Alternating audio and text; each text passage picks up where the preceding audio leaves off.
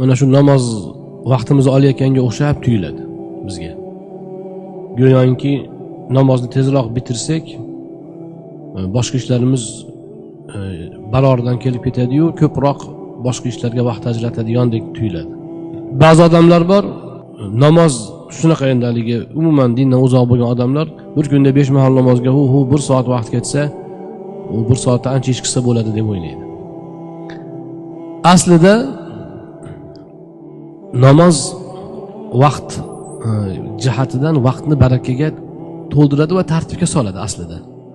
Siz peshindan keyin, shomdan keyin, xuftondan keyin deb namozga bog'lab vazifani, agar biror vazifani bog'lasangiz, o'sha ishingiz zo'r ketaveradi.